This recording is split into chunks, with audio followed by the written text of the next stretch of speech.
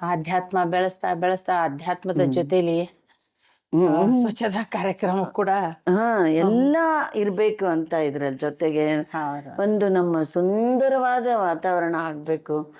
ನಮ್ಮ ದೇಶ clean India ಹೇಳಿ ಹೇಳಿ ಪಾಪ ಅವರು ಸುಸ್ತಾಗಿ ಹೋದ್ರು. ಸೊ ನಾವು ಏನಾಗುತ್ತೋ ಅದು ನಮ್ಮ ಕೈಲಿ. ಮನೆಯಲ್ಲೆಲ್ಲ ಹೇಗಮ್ಮ ಇದಕ್ಕೆ ಸಪೋರ್ಟ್ ಇದೆ ನಿಮ್ಗೆ? ಯಾಕಂದ್ರೆ ಒಂದು ಉದ್ಯಮಿದಾರರಾಗಿ ಈ ಕಡೆನೂ ಮಾಡ್ಕೊಂಡು. ಇಲ್ಲಪ್ಪ, ಎಲ್ಲರಿಗೂ ಗೊತ್ತಿದೆ, ಎಲ್ಲರದು ಇದು ಇದೆ. ಮತ್ತೆ ಮೇನ್ ಯಜಮಾನ್ರದೇ ಅಲ್ವಾ ಎಲ್ಲದಕ್ಕೂ. ಅವರು ಇದು ಇಲ್ಲ ಅಂದ್ರೆ ನಾನೇನು ಮಾಡ್ಲಿಕ್ಕೆ ಸಾಧ್ಯ ಇಲ್ಲ. ಸೊ ಎಲ್ಲರದ್ದು ಮಕ್ಕಳು ಇದರಲ್ಲೇ ಇದ್ದಾರೆ. ನನ್ನಿಬ್ರು ಎಲ್ಲರೂ ಅರ್ಥ ಆಗುತ್ತೆ. ನನ್ನ ಸೊಸೆ ಬಂದವಳು ಎಲ್ಲ ಅನುಕೂಲ ಮಾಡ್ತಾಳೆ. ಸೊ ಹೀಗಾಗಿ ದೇವ್ರ ಕರುಣೆ ಬಹಳ ಇದೆ ನನ್ನ ಮೇಲೆ. ಎಷ್ಟು ಖುಷಿ ಅನ್ಸುತ್ತೆ ಒಂದು ಕುಟುಂಬ.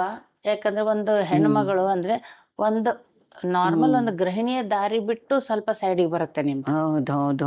ಇಲ್ಲಪ್ಪ, ಬಹಳ ಜವಾಬ್ದಾರಿ ಇದೆ ನನಗೆ. ಉದ್ಯಮದಾರ ಆಗೋದ್ರ ಜೊತೆಲಿ ಆಧ್ಯಾತ್ಮದ ಕಡೆ ಬಂದ ತಕ್ಷಣ ಎಲ್ಲಾರು ಇಲ್ಲ, ಬಹಳ ಒಳ್ಳೇದು ಹೇಳ್ತಾರೆ, ಕೆಟ್ಟಿದನು ಹೇಳ್ತಾರೆ, ತಮಾಷೆ ಮಾಡ್ತಾರೆ, ಎಲ್ಲಾನು ಇರುತ್ತೆ ಜೀವನದಲ್ಲಿ. ದೇವ್ರು ದಿನ ಅನ್ಕೊಂಡು ಕಂಪನಿ ನಡೆಸ್ತಾಳೆ ಅಂತ ಹಾಗೆ ಈ ತರ ಎಲ್ಲ ಇರುತ್ತೆ. ಸೊ ಹೀಗೆ ಈಗ ನಿಮ್ ಮಕ್ಕಳು, ಯಜಮಾನ್ರು, ಇವಾಗ ಬಂದ ಸೊಸೆ ಕೂಡ ನಿಮ್ಗೆ ಸಪೋರ್ಟ್ ಮಾಡಿ ಆ ಖುಷಿ, ಆ ಫೀಲ್ ಹೇಗಿರುತ್ತೆ ನಿಮ್ಗೆ? ತುಂಬಾ ಇದು ಆಗುತ್ತೆ, ಅನುಕೂಲ. ಯಾಕಂದ್ರೆ ಏನಾಗುತ್ತೆ, ನಮ್ಮ ದೈಹಿಕ ಶಕ್ತಿ ಕಡಿಮೆ ಆಗ್ತಾ ಹೋಗುತ್ತೆ.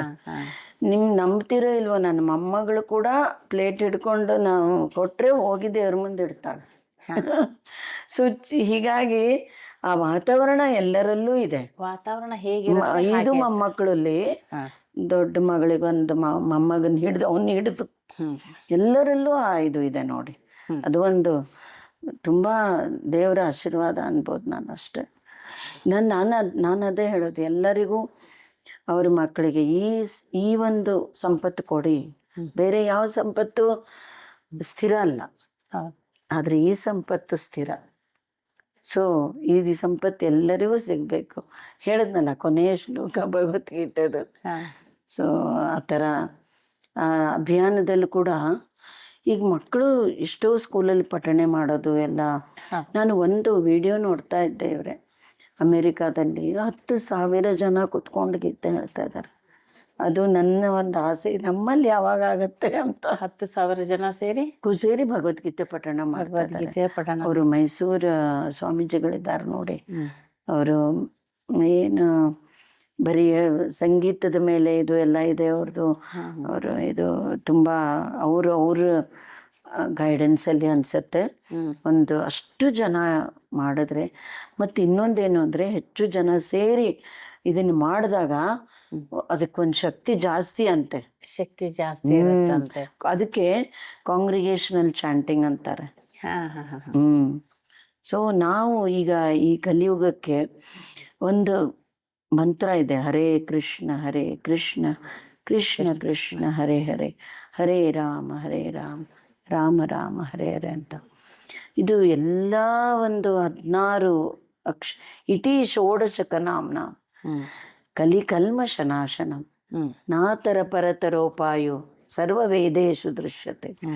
ಕಲಿಯ ದೋಷ ನಿವಾರಣೆ ಮಾಡಿ ಇದಕ್ಕೊಂದು ಶಕ್ತಿ ಇದೆ ಅಂತ ಸಂತರಣ ಉಪನಿಷತ್ ಹೇಳ್ತಾ ಇದೆ. ಉಪನಿಷತ್ತಿನ ನಾವು ವೇದ ಉಪನಿಷತ್ತಿನ ಮೇಲೆ ಹೋಗ್ಬೇಕು ತಾನೆ. ಅದು ಅದರಲ್ಲಿ ಇದೆಯಾ? ಸೊ ಇನ್ನೊಂದಂದ್ರೆ ನೀವು ಹಾಗೆ ಟೆಸ್ಟ್ ಮಾಡ್ಕೋಬೇಕು. ನಾನೇನ್ ಮಾಡ್ತಾ ಇದ್ದೀನಿ, ಓಂ ನಮ ಶಿವಾಯ ಎಲ್ಲಿ ಬಂತು? ಇದಕ್ ಪಂಚಾಕ್ಷರಿ ಬೀಜ ಮಂತ್ರ ಅಂತಾರೆ. ಎಲ್ಲಿದೆ ಇದು ಗೊತ್ತಿರ್ಬೇಕು ನಮ್ಗೆ. ಅಂದ್ರೆ ಅದ್ರದ್ದು ಫಲ ಪರಂಪರೆ ಬೇಕು, ಅದು ಎಲ್ಲಿ ಲೀನಿಯೇಜ್ ಇರಬೇಕು. ಅದಕ್ಕೆ ಅವಾಗ ಮಂತ್ರದ ಶಕ್ತಿ ಹೆಚ್ಚಿಗೆ ಇರುತ್ತೆ. ಸೊ ಇದೇ ತರ ತುಂಬಾ ಹೇಳ್ತಾ ಇದ್ರು, ಕೆಲವೊಂದು ಮಂತ್ರಗಳನ್ನ ಹೆಣ್ಮಕ್ಳು ಹೇಳ್ಬಾರ್ದು, ರುದ್ರವನ್ನ ಹೆಣ್ಮಕ್ಳು ಪಠಣ. ಅದೇ ಮೊನ್ನೆ ಒಂದು ವಿಷಯದಲ್ಲಿ ಯಾರು ಕೇಳಿದ್ರು ನನಗೆ ರುದ್ರದ ಬಗ್ಗೆ ನಿಜವಾಗ್ಲೂ ನಾನು ಹೇಳಲಿಕ್ಕೆ ಅಥಾರಿಟಿ ಅಲ್ಲ, ಯಾಕಂದ್ರೆ ಇವತ್ತು ತುಂಬಾ ಜನ ಹೇಳ್ತಾ ಇದ್ದಾರೆ ಅದನ್ನ. ಸೊ ಆದ್ರೆ ವಿಷ್ಣು ಸಹಸ್ರನಾಮದ ಬಗ್ಗೆ ಒಬ್ರು ಮೊನ್ನೆ ಯಾರೋ ಕೇಳಿದ್ರಂತೆ ನಮ್ಮ ಉಡುಪಿ ಸ್ವಾಮಿಗಳಿಗೆ, ಹೆಣ್ಮಕ್ಳು ಹೇಳ್ಬೋದಾ ವಿಷ್ಣು ಸಹಸ್ರನಾಮ ಅಂತ. ಆವಾಗ ಅವರು ಹೇಳಿದ್ರಂತೆ, ನನ್ನ ತಾಯಿನೇ ನನಗೆ ಹೇಳ್ಕೊಟ್ಟಿದ್ದು ಅಂತ. ಇದಕ್ಕೆ ಮುಂದೆ ಪ್ರಶ್ನೆಗಳೇ ಇಲ್ಲ. ಏನು ಪ್ರಶ್ನೆನೇ ಇಲ್ಲ ಅದ್ರ ಮುಂದೆ. ಹಾಗೆ ರುದ್ರ ಪಠಣೆಯನ್ನು ತುಂಬಾ ಜನ ಮಾಡ್ತಾ ಇದ್ದಾರೆ ಇವತ್ತು. ಇವಾಗ ಮಾಡಿ. ನಾ ಏನ್ ಹೇಳಿದ್ದೆ, ರುದ್ರ ಮಾಡ್ಲಿ, ಆದ್ರೆ ಕೆಲವೊಂದು ನಿಯಮಗಳನ್ನು ಪಾಲಿಸಿ ಮಾಡ್ಲಿ. ಏನೋ ಇದು ಆಗಿ ಮನಸ್ಸು ಮತ್ತು ನಮ್ಮ ಶರೀರವನ್ನು ಚೆನ್ನಾಗಿ ಶುಚಿಯಾದ ಇದ್ರಲ್ಲಿ ಮಾಡಿದ್ರೆ ಅಲ್ಲಿ ವಾತಾವರಣ ಚೆನ್ನಾಗಿರುತ್ತೆ ಅಂತ. ಚೆನ್ನಾಗಿರುತ್ತೆ. ಅದು ನಿಮ್ಗೂ ಅನ್ಸ್ಬೋದಲ್ಲ, ಅದು ಒಂದ್ ದೇವರು ನಾವು ಹೆಸರು ಹೇಳ್ಬೇಕು. ನಾವು ಏನು, ನಮ್ಮಲ್ಲಿ ಏನು ಯೋಗ್ಯತೆ ಇದೆ ಹೇಳಿ? ಅವನು ಒಂದು ಅನುಗ್ರಹ ಮಾಡಿದ್ರೆ ತಾನೇ ನಮ್ಗೆ. ತೃಣಮಪಿನ ಚಲತಿ ತೇನ ತೇನವಿನ ತೃಣಮಪಿನ ಚಲತಿ. ಸೊ ಇಲ್ಲದೆ ಯಾವ ಹುಲ್ಲು ಕಟ್ಟಿನೂ ಹೌದು ಅಳಗಾಡಲ್ಲ ಅಂತ. ಸೊ ಹೀಗೆ ನಿಮ್ಗೆ ತುಂಬಾ ಧನ್ಯವಾದ ಉಷಾ. ತುಂಬಾ ಖುಷಿ ಆಯ್ತಮ್ಮ ನಿಮ್ಮನ್ನ. ನಾನು ಎಲ್ಲೆಲ್ಲ ನಿಜವಾಗ್ಲೂ ನಾವೊಂದು ಮಾತೇಳ, ಎಲ್ಲೆಲ್ಲೋ ಹೋಗಿದ್ದೀನಿ, ಉಡುಪಿ ಅಲ್ಲಿ ಇಲ್ಲಿ ದೊಡ್ಡ ದೊಡ್ಡ ಪ್ರವಚನಗಳನ್ನು ಮಾಡಿದ್ದೀನಿ, ದೊಡ್ಡ ದೊಡ್ಡ ಸ್ಟೇಜ್. ಆದ್ರೆ ಉಷಾನ್ ಭೇಟಿ ಆಗ್ಬೇಕಂದ್ರೆ ಪಾಡ್ಕಾಸ್ಟ್ ಮಾಡ್ಬೇಕಂದ್ರೆ ನಾನು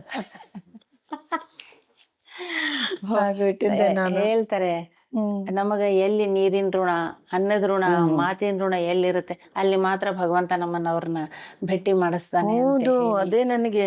ನಾನು ಯಾವಾಗ ಆಮೇಲೆ ಇನ್ನೊಂದಂದ್ರೆ ನನಗೆ ಕೇಳಿದ್ನಲ್ಲ, ನೀವು ಕೇಳಿದ್ರು, ಯಾಕೋ ನನಗೆ ಏನಪ್ಪ ಇದ್ರಲ್ಲೆಲ್ಲ ಏನಿದೆ, ನಮ್ದೇನಿದೆ ಅದ್ ನಾವ್ ಮಾಡ್ಕೊಂಡು ಹೋದ್ರ ಆಯ್ತು ಅಂತ. ಆದ್ರೆ ನೀವು ಬಿಡ್ಲಿಲ್ಲ ಇವತ್ತು ಹಿಡಿದು ಹೇಳೋದು. ಯಾಕಂದ್ರೆ ಇದು ಒಂಥರ ಶೋಕಿ ಅಂತಲ್ಲ, ಏನ್ ಗೊತ್ತಿಲ್ಲ, ನಾವು ಮಾತಾಡ್ತಾ ಎಷ್ಟೋ ವಿಷಯಗಳ ಗೊತ್ತಿರಲಿಲ್ಲ. ನೀವು ಒಂದು ಅಭಿಮನ್ಯುನ ಕತೆ ಹೇಳಿದ್ರೆ, ಅಭಿಮನ್ಯುನ ತುಂಬಾ ಇದರಿಂದ ಸಾಯಿಸ್ತಾರೆ, ಅದಕ್ಕೆ ಏನ್ ಕಾರಣ ಅಂತ ಕೃಷ್ಣ ಉತ್ತರ ಕೊಟ್ಟ ಅಂತ. ದಯವಿಟ್ಟು ಅದನ್ನೊಂದ್ಸರಿ ಹೇಳಿಬಿಡಿ, ಎಲ್ರಿಗೂ ಗೊತ್ತಾಗ್ಲಿ ಅದು. ಸೊ ನಮಗ್ ಗೊತ್ತಿರೋದಿಷ್ಟೇ, ಅಭಿಮನ್ಯು ಚಕ್ರವ್ಯೂಹದೊಳಗ್ ಹೋದ, ಅವನಿಗೆ ಆಚೆ ಬರೋದು ಗೊತ್ತಿರ್ಲಿಲ್ಲ, ಅವ್ನು ಸತ್ತ ಅಂತ. ಸೊ ಅಭಿಮನ್ಯು ಏನಾಗತ್ತಂದ್ರೆ ಅವನ್ನ ಎಷ್ಟು ನಿರ್ದಯಾಗಿ ಅವನ್ನ ಕೊಲ್ತಾರಂದ್ರೆ, ಒಂದೊಂದು ಬೆರಳು ಕೂಡ ನುಚ್ಚು ನೂರು ಮಾಡಿರ್ತಾರೆ. ಸೊ ಅದನ್ನ ನಾವು ನೆನೆಸ್ಕೊಂಡ್ರೆ ಹಿಂಗಾಗತ್ತೆ ನೋಡಿ. ಇದಾಗಿ ಎಷ್ಟೋ ವರ್ಷಗಳಾಗೋಯ್ತು. ನಾವು ಈ ಮೈ ಒಂಥರ ಆಗತ್ತೆ, ನನಗೆ ಈಗಲೂ ಒಂಥರ ಸಂಕಟ ಆಗತ್ತೆ. ಅವಾಗ ಪಾಂಡವರೆಲ್ಲರೂ ಕೇಳ್ತಾರಂತೆ ಕೃಷ್ಣನಿಗೆ, ನೀನ್ ಇಷ್ಟು ಎಲ್ಲ ನಿನ್ ಕೈಲೇ ಇತ್ತು, ನೀನ್ ನೋಡ್ತಾ ನಿಂತಿದ್ಯಲ್ಲ ಅಂತ. ಸೊ ಅವಾಗ ಕೃಷ್ಣ ಹೇಳ್ತಾನಂತೆ, ನೋಡು ನೀವೆಲ್ಲ ನೋಡ್ತಾ ಇರೋದು ಈಗಿಂದು, ನಾನು ಮೊದ್ಲಿಂದು. ಅರ್ಜುನನಿಗೂ ಹೇಳ್ತಾನ ಅವನು ಮೊದ್ಲು ಒಂದ್ಸರಿ ಗೀತೆಯಲ್ಲಿ, ನನಗ್ ಮೊದ್ಲಿಂದು ಗೊತ್ತಿದೆ, ಆಮೇಲೆ ಮುಂದಿಂದು ಗೊತ್ತಿದೆ, ನಿನಗೆ ಈಗಿಂದಷ್ಟೇ ಗೊತ್ತಿದೆ ನಿಮ್ಗೆಲ್ಲ. ಅಭಿಮನ್ಯುಗೆ ಇನ್ನು 100 ಜನ್ಮ ಕಷ್ಟದ ಜನ್ಮ ಇತ್ತು, ನಾನು ಬರೀ 15 ನಿಮಿಷದಲ್ಲಿ ಮುಗಿಸಿದ್ದೀನಿ ಅವನು. ಇದು ಅವನು ಕೊಡುಗೆ ನಮ್ಗೆ. ಇದು 100 ಜನ್ಮನ ಅವನಿಗೆ ಕಷ್ಟನೇ ಇತ್ತು ಅಂತದ್ ನಾನು 15, ಅದ ಕಾರಣ ನಂದು. ನೀವು ಅರ್ಥ ಮಾಡ್ಕೊಳ್ಳಿ. ಅಂದ್ರೆ ಕಷ್ಟ ಬಂದಾಗ ವೆಂಕಟರಮಣ ಅಂತ ನಾವು ಇದು ಮಾಡ್ತೀವಿ, ಬಟ್ ಅವನು ಯಾವಾಗ್ಲೂ ನಮ್ಮನ್ನ ಕಾಪಾಡ್ತಿರ್ತಾನೆ. ಭಾಗವತದಲ್ಲಿ ಒಂದು ಇದು ಬರುತ್ತೆ ಎಕ್ಸಾಂಪಲ್, ಅಂದ್ರೆ ಈ ಶರೀರವನ್ನ ಒಂದು ಗಿಡಕ್ಕೆ ಹೋಲಿಸಿದ್ದಾರೆ. ಒಳಗಡೆ 2 ಪಕ್ಷಿ, ಒಂದು ನೋಡ್ತಾ ಇದೆಯಂತೆ, ಇನ್ನೊಂದು ಕರ್ಮವನ್ನು ಮಾಡ್ತಾ ಇದೆ, ಅನುಭವಿಸ್ತಾ ಇದೆ ಒಳಗಡೆ. ಅದು ಈ ಶರೀರ ಅನ್ನೋದೇ ಆ ಗಿಡ. ಆ ಗಿಡದ ಮೇಲಿನ 2 ಪಕ್ಷಿ ಯಾರಂದ್ರೆ, ಒಂದು ಆತ್ಮ, ಇನ್ನೊಂದು ಪರಮಾತ್ಮ. ಭಾಗವತದಲ್ಲಿ ಬರುತ್ತೆ. ಸೊ ಹೀಗೆ ಇದು ಎಷ್ಟೊಂದಿದೆ ನೋಡಿ. ಪರಮಾತ್ಮ ನೋಡ್ತಾ ಇದ್ದಾನೆ ಅಂತ. ಅವನು ನೋಡ್ತಾನೆ ಇದ್ದಾನೆ. ನಾನು ಯಾವ ಜನ್ಮದಲ್ಲಿ ಇದ್ರು ಕೂಡ ಅವನ ಜೊತೆಗೆ ಇದ್ದಾನೆ, ನಮ್ ಜೊತೆಗೆ ಇದ್ದಾನೆ. ಅದು ನೋಡುವ ನಾನು ದೃಷ್ಟಿ ಆಗ್ಲಿ, ಒಳ್ಳೆಯವಳಾಗ್ಲಿ, ಅಲ್ಲಿ ಜನ್ಮ ಆಗ್ಲಿ, ಹಾವಿನ ಜನ್ಮ ಆಗ್ಲಿ, ಎವಲ್ಯೂಷನ್ ಇದ್ದೇ ಇದೆಯಲ್ಲ, ಜಲಚರ ಪ್ರಾಣಿಗಾಗಿ ಆಗಿ ಆಗಿ ಅವನು ಯಾವಾಗ್ಲೂ ನಮ್ ಜೊತೆಗಿದ್ದಾನೆ, ಪಾಪ ಬಿಟ್ಟು ಹೋಗ್ಲೇ ಇಲ್ಲ. ಸೊ ಅವನು ನೋಡ್ತಾ ಇದ್ದಿದ್ದಕ್ಕೆ ಅವನಿಗೆ ಹಿಂದಿಂದು ಗೊತ್ತು, ಮುಂದಿಂದು ಗೊತ್ತು, ಈಗಿಂದು ಗೊತ್ತು. ಸೊ ಹೀಗೆ ಅವನ ಮೇಲೆ ನಮ್ಮ ಒಂದು ವಿಶ್ವಾಸ ಇದ್ರೆ, ಅಚಲ ವಿಶ್ವಾಸ ಇದ್ರೆ, ಅನನ್ಯವಾಗಿ ನಾವು ಅವನ್ನ ಭಜನೆ ಮಾಡಿದ್ರೆ, ತೇಷಾಂ ನಿತ್ಯಾಭಿಯುಕ್ತಾನಾಂ, ಅವನು ನಮ್ಮನ್ನು ಕಾಪಾಡ್ತಾನೆ, ಯೋಗಕ್ಷೇಮಂ ವಹಾಮ್ಯಹಂ ಅಂತ. ಸೊ ಹೀಗೆ ಅದಕ್ಕೆ ಎಲ್ಲ ದೇವತೆಗಳು ಯಾರನ್ನ ಪೂಜಿಸ್ತಾರಪ್ಪ ಅಂದ್ರೆ, ಯಂ ಬ್ರಹ್ಮ ವರುಣ ಇಂದ್ರ ರುದ್ರ ಮರುತ ಸ್ತುನ್ವಂತಿ ದೈವೇಸ್ತವೈಹಿ ವೇದೈ ಸಾಂಗ ಪದಕ್ರಮೋಪನಿಷತೈ ಕಾಯಂತಿ ಯಂ ಸಾಮಗಾಃ ಧ್ಯಾನ ಅವಸ್ಥಿತ ತದ್ಗತೇನ ಮನಸ ಪಶ್ಯಂತಿ ಯಂ ಯೋಗಿನೋ ಯಸ್ಯಾಂತ ನ ವಿದುಃ ಸುರಗಣಾಃ ದೇವಾಯ ತಸ್ಮೈ ನಮಃ. ಬ್ರಹ್ಮ ವರುಣ ಇಂದ್ರ ರುದ್ರ ಮರುತ ಸುರ ಅಸುರ ಎಲ್ಲರೂ ಬಾಗ್ತಾರೆ ಅಂತ ಈ ಬ್ರಹ್ಮ ವರುಣೇಂದ್ರ. ಇದನ್ನ ನೋಡಿ ನಾವು ಚಿಕ್ಕವರು, ಅದಕ್ಕೆ ಕೌಮಾರಂ ಅನ್ನೋದು.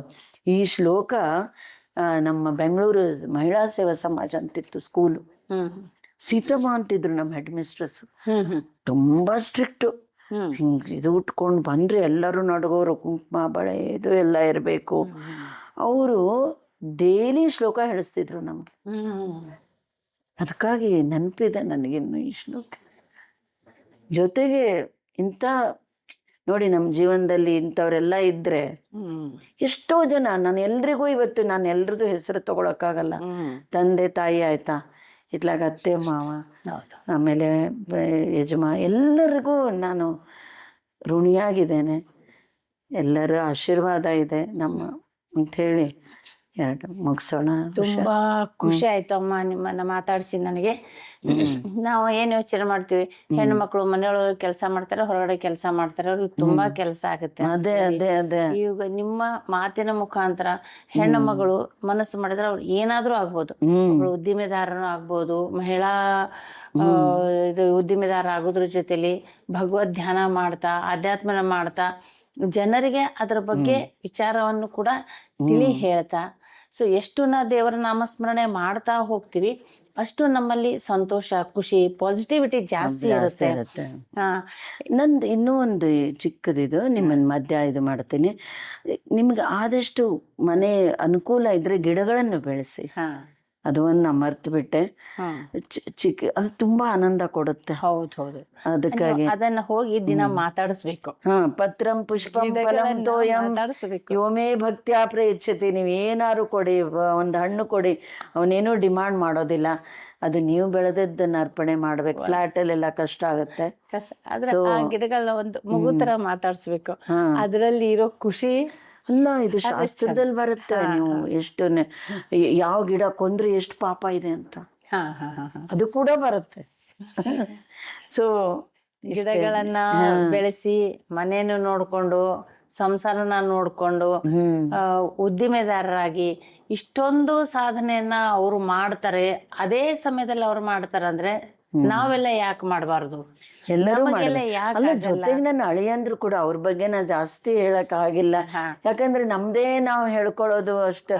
ಅವರು ಎಲ್ಲ ಹಾಗೆ ಇದ್ದಾರೆ. ದೇವರದೇ ಹೇಳಿದ್ನಲ್ಲ, ತುಂಬಾ ಕರುಣೆ ಇದೆ ಭಗವಂತ, ತುಂಬಾ ಕರುಣೆ ಇದೆ ಭಗವಂತನಿಗೆ. ಅಂದ್ರೆ ನೀವು ಭಗವಂತನೇ ಬಿಟ್ಟಿಲ್ವಲ್ಲ, ಕೂತ್ಬಿಟ್ಟಿದ್ದೀರಾ. ಹೌದು ಹೌದು. ಹಾಗೆ ನಾವು ಭಗವಂತನಲ್ಲಿ ಎಷ್ಟು ಧ್ಯಾನವನ್ನ ಮಾಡ್ತೀವಿ.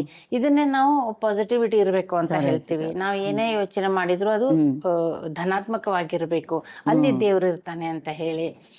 ಅದಕ್ಕೆ ಸಮಾಜಕ್ಕೆ ನೀವೇನ್ ಹೇಳ್ತೀರಿ, ಭಗವದ್ಗೀತೆಯನ್ನ ಓದ್ರಿ, ಅದ್ರ ಜೊತೆಲಿ ಅಂದ್ರೆ ಯಾವುದೇ ನಿಮ್ಮ ದೇವರನ್ನ ಧ್ಯಾನ ಮಾಡಿ, ಅದನ್ನ ಸರಿಯಾಗಿ ತಿಳ್ಕೊಂಡು ಧ್ಯಾನವನ್ನ ಮಾಡಿ, ಸರಿಯಾಗಿ ತಿಳ್ಕೊಂಡು ಪೂಜೆಗಳನ್ನ ಮಾಡಿ, ನಿಮ್ಮ ಎಲ್ಲಾ ಸಮಯಗಳಲ್ಲೂ ಕೂಡ ಆ ಭಗವಂತ ಇರ್ತಾನೆ, ನಿಮ್ಗೆಲ್ಲಾ ಸಮಯವನ್ನು ಸರಿಯಾಗಿ ಆಶೀರ್ವಾದ ಮಾಡ್ತಾನೆ ಅಂತ ಹೇಳಿ ಉಷಮ್ಮ ಹೇಳ್ತಾರೆ.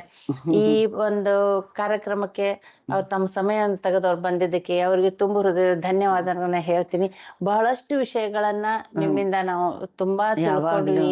ಭಗವದ್ಗೀತೆ ಬಗ್ಗೆ ಭಗವದ್ಗೀತೆ ಇತ್ತ ಓದಿದ್ರ ಮುಗಿತ ಅಷ್ಟೇನೆ ಇತ್ತೆ ಹೊರತು ಏನಿದೆ ಭಗವದ್ಗೀತೆ ಅಂತ ತಿಳ್ಕೊಳ್ಳೋಷ್ಟು ಯೋಚನೆ ಬಹಳಷ್ಟು ಜನ ಮಾಡೋದೇನಿಲ್ಲ. ಪ್ರತಿಯೊಂದು ಅಧ್ಯಾಯದಲ್ಲೂ ಕೂಡ ಇದೆ. ಇವತ್ತು ನೀವು ಇಷ್ಟು ನನಗೆ ಟೈಮ್ ಕೊಟ್ರಲ್ಲ, ತುಂಬಾ ಥ್ಯಾಂಕ್ಸ್. ಕೂಡ ಧನ್ಯವಾದಗಳು. ಹರೇ ಕೃಷ್ಣ, ಒಳ್ಳೇದಾಗ್ಲಿ ನಿಮ್ಗೆ. ನಾನದೇ ನಂದಲ್ಲಿ ಅಂದ್ರೆ ಈಗ ನಿಮ್ಮನ್ನ ನೋಡಿ ನಾನು ಎಷ್ಟು ಕಲಿಬೇಕಲ್ಲ ಅನ್ಸ್ತಾ ಇದೆ. ಎಷ್ಟು ಧೈರ್ಯವಾಗಿ ಇದೆಲ್ಲ ಮಾಡ್ತಾ ಇದ್ದೀರಿ. ಎಲ್ಲಾ ಮಹಿಳೆಯರಲ್ಲಿನೂ ಒಂದು ಶಕ್ತಿ ಇರುತ್ತೆ. ಆ ಶಕ್ತಿಯನ್ನ ಎತ್ತುವಂತ ಪ್ರಯತ್ನ ಯಾರೋ ಒಬ್ರು ಮಾಡ್ತಿರ್ತಾರೆ. ಸೊ ಅವ್ರ ಪ್ರಯತ್ನ ಮಾಡ್ತಾ ಇದ್ದಾರೆ ಅಂದಾಗ, ಪ್ರಯತ್ನಕ್ಕೆ ನಾವು ಸಾಥ್ ಕೊಟ್ಟಾಗ ಮಾತ್ರ ಪ್ರತಿಯೊಂದು ಮಹಿಳೆಯರು ಮುಂದೆ ಬರಕ್ಕೆ ಒಂದು ಸಾಧ್ಯತೆ ಇದೆ.